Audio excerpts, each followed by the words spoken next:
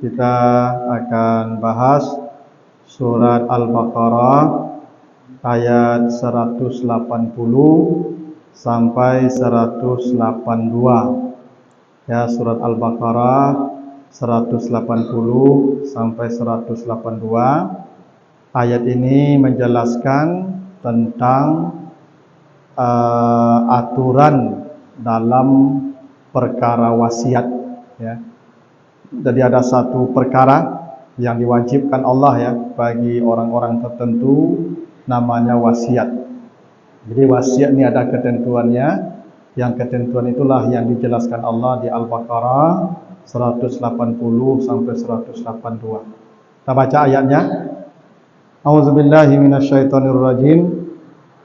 Kutiba alaikum iza hadara ahadakumul maut in taraka khairan al-wasiyatu lil walidaini wal aqrabin bil ma'ruf haqqan 'alal muttaqin. Ini 180. Diwajibkan atas kamu apabila salah seorang kamu telah didatangi oleh kematian, jika dia memiliki harta, maka berwasiatlah untuk orang tua dan orang-orang terdekat dengan cara yang ma'ruf.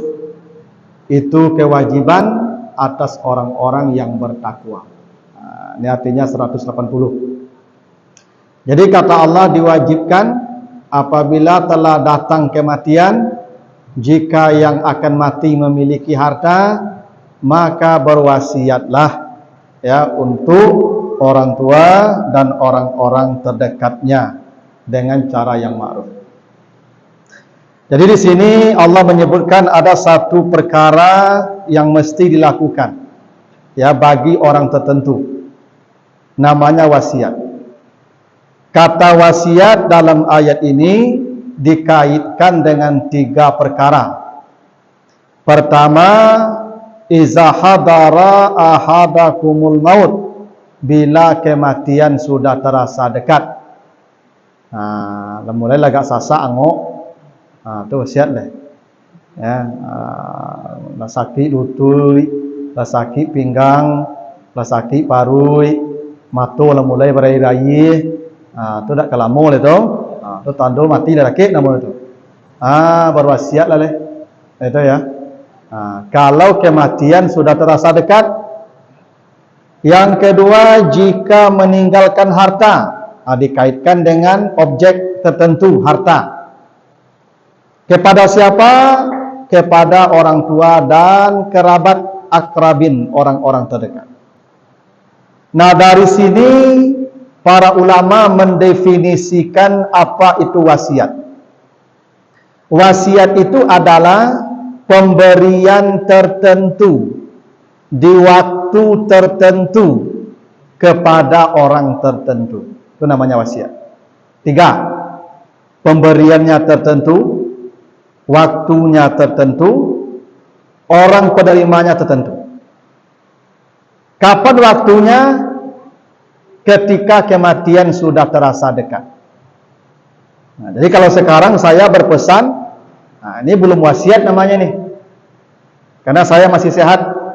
Lama mati deh, ya, mungkin ya, karena sehat baru udah nampak tanda-tandanya deh.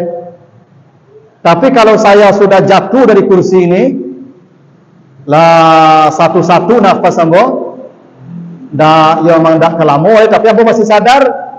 Lalu ambo berpesan ke bapak ibu, bapak ibu, kalau nanti saya meninggal, wirid Kamis jangan berhenti. Itu wasiat tuh.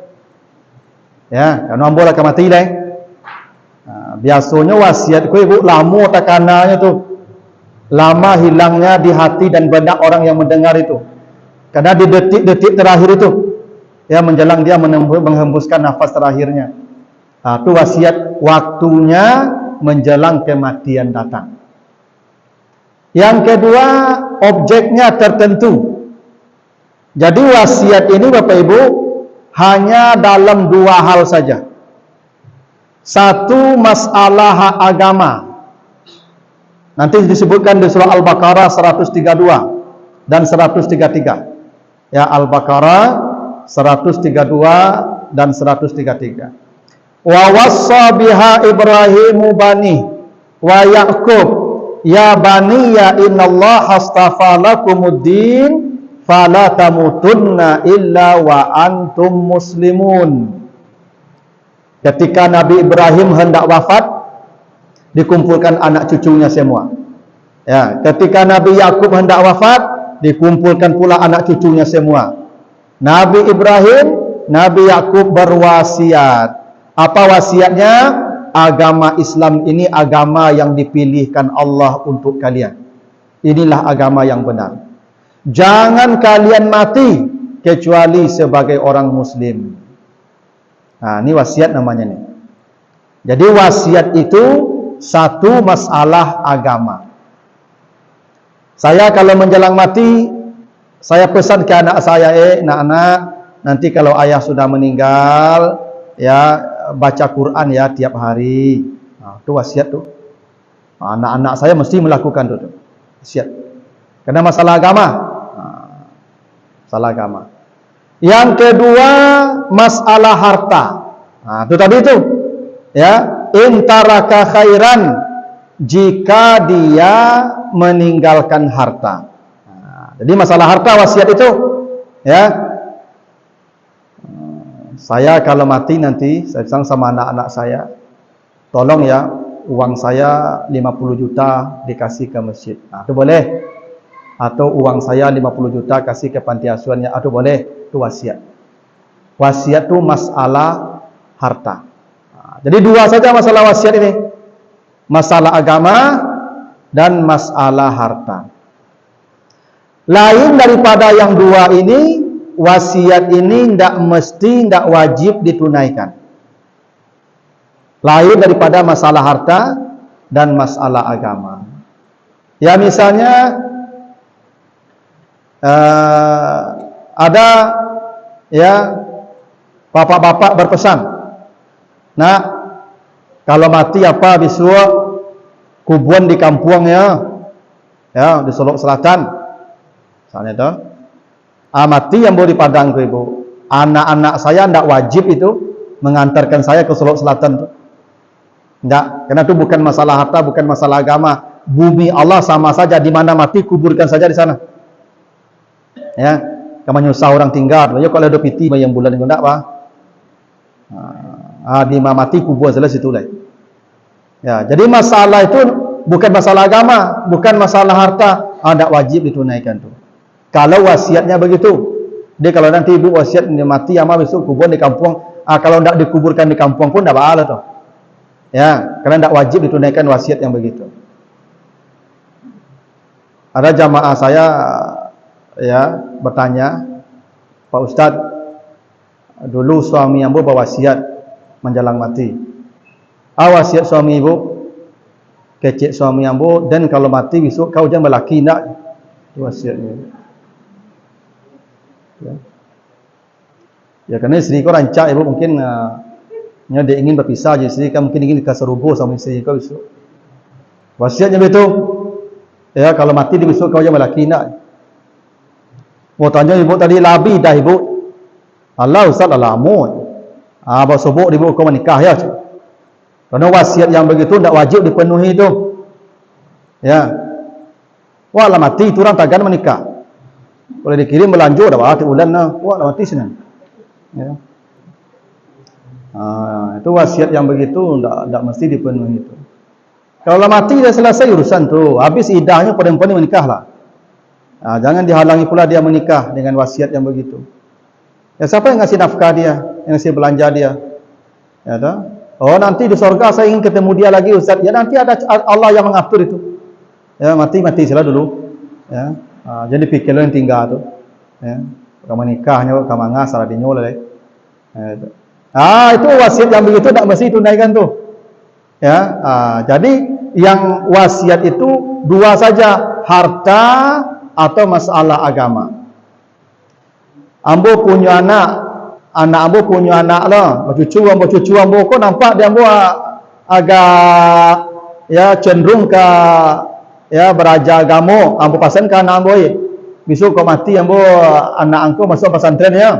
Ya beraja agamanya di situ. Nah, tu mesti tunaikan dana ambo tu. Karena pesan yang begitu tu pesan ya persoalan agama tu mesti ditunaikan. Yang ketiga, wasiat itu orangnya tertentu siapa? Al-walidain wal akrabin, orang tua dan orang terdekat. Nah, ayat ini kemudian dihapus sebagian, dinasah namanya, oleh hadis Nabi dari riwayat Abu At-Tirmizi. Kata Nabi, la wasiyata liwarisin. Ahli waris yang sudah mendapat wasiat dari Allah tidak berhak lagi mendapat wasiat dari manusia. Siapa ahli waris yang sudah mendapat wasiat dari Allah? Itu di An-Nisa 11-12. Ya, ada 5 orang. Yang 5 orang ini wasiatnya dari Allah. Siapa yang 5 itu? Anak, ibu, ayah, suami, istri. Maka yang 5 orang ini tidak boleh menerima wasiat dari orang yang akan mati. Dihapus. Karena Allah sudah berwasiat, yusikumullah fi auladikum lidzakari mislu hazzil unsayain. Anak laki-laki Allah wasiatkan 2 kali anak perempuan. Ayah dan ibu kalau dah punya anak sepertiga, punya anak 1/6. Suami setengah dah punya anak, 1/4 punya anak. Istri 1/4 dah punya anak, 1/8 punya anak. Selesai. Tak boleh lagi yang 5 orang dapat wasiat. Batal wasiat ke yang 5 orang ini. Saya punya anak 3. Saya punya rumah 3. Lalu menjelang saya mati, saya bilang sama anak-anak saya, daripada kalian nanti bertengkar, sekarang saya bagi ya. Setelah saya meninggal dunia, rumah ini milik si A, rumah ini milik si B, rumah ini milik si C. Maka itu batal dengan sendirinya secara hukum. Kenapa? Anak-anak tak boleh terima wasiat. Tak boleh. Wasiatnya kalau saya mati, Allah. Yang laki-laki 1 orang 2 kali perempuan. Wasiat saya batal. Karena Allah sudah berwasiat. Jadi ke anak tak boleh berwasiat. Jangan Bapak Ibu, nanti kalau saya mati ya, ini untuk kamu, ini untuk kamu, ini untuk kamu. Tak, batal tuh. Tak boleh. Atau saya berwasiat, nanti kalau saya mati mobil saya kasih ke ayah saya. Batal itu. Kalau nanti saya mati, itu namanya wasiat. Tapi kalau hibah boleh. Kalau hibah boleh ke anak, boleh ke istri, boleh ke suami, boleh ke orang tua. Bedanya apa hibah dengan wasiat? 1, wasiat setelah mati. Hibah sekarang. Saya punya anak 3. Kebetulan punya rumah 3. Saya hibahkan rumah ini untuk kamu, rumah ini untuk kamu, rumah ini untuk kamu. Saya berikan sertifikat. Ambillah rumah ini langsung. Mau dijualnya, mau dipakainya, mau digadaikannya, hak mereka. Saya tidak boleh lagi terima campur tangan. Kenapa? Bukan harta saya lagi. Itu konsekuensi hibah. Kalau dihibahkan, otomatis yang punya harta kehilangan harta di saat hidup. Kalau wasiat, selama dia hidup dia menggunakan harta itu. Setelah mati baru diambil oleh yang menerima wasiat. Beda ya. Kalau wasiat hanya 1/3, tidak boleh lebih.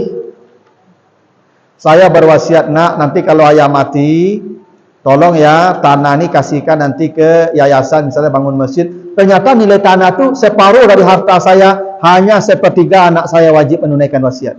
Tidak sesuai wasiat. Kenapa? Maksimal wasiat 1/3. Kalau hibah boleh semua.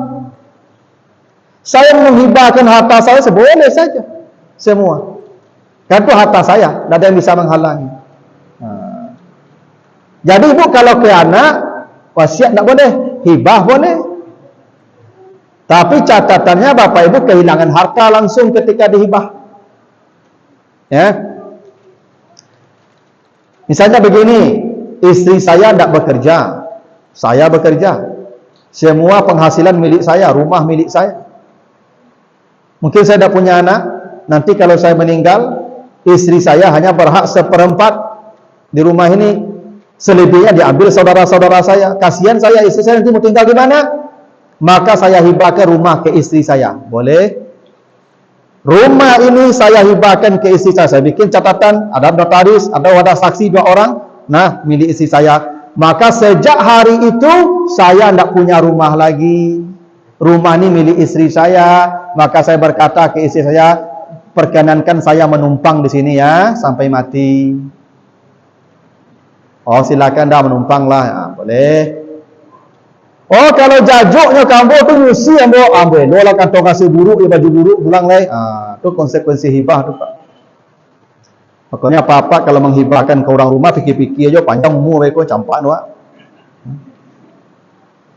Maka hibah tu, Pak, tidak boleh seluruh harta lah. Kalau seluruh harta Pak hibahkan, Pak ada punya rata lah. Yo kau lelok orang kawak kau tak apa. Nyusi lah. Maka hibah tu tak boleh semua. Ada pegangan untuk kita sampai mati. Tak boleh semua. Walaupun ke anak-anak, ibu menghibah ke anak-anak, seluruh harta dikasih. Nanti umur ibu panjang, sakit lama, tak mau anak-anak merawat, ibu jadi gelandangan tu.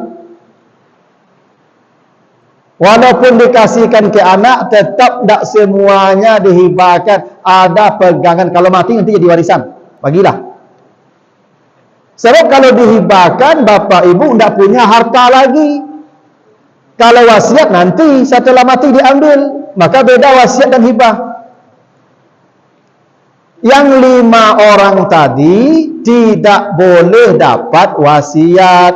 Ayah tidak boleh, ibu tidak boleh, suami tidak boleh, istri tidak boleh, anak tak boleh. Tak boleh dapat wasiat. Wasiatnya dari Allah. Kalau mau hibah, konsekuensinya kita tidak punya harta lagi. Kalau dihibahkan, ambillah. Saya hibahkan, apa yang mau Pak ambil lah. Pak pakai, kau Pak jual, terserahlah. Bukan urusan saya lagi. Gitu ya. Jadi ayat tadi dinasah oleh hadis tadi. Tidak boleh ahli waris yang sudah mendapat wasiat dari Allah mendapat wasiat dari orang yang meninggal dunia. Tak boleh. Nah, siapa yang boleh dapat wasiat? Akrabin. Orang-orang yang merasa kita dekat dengan mereka. Misal, kakak saya, karena saya punya anak perempuan, punya anak laki-laki. Kakak saya, adik saya tidak bakal dapat harta saya. Terhalang dengan anak-anak saya. Sementara kakak saya yang perempuan hidupnya susah. Anak-anak saya kaya-kaya. Mereka juga tidak butuh-butuh amat dengan harta saya. Maka saya berwasiat, nak, nanti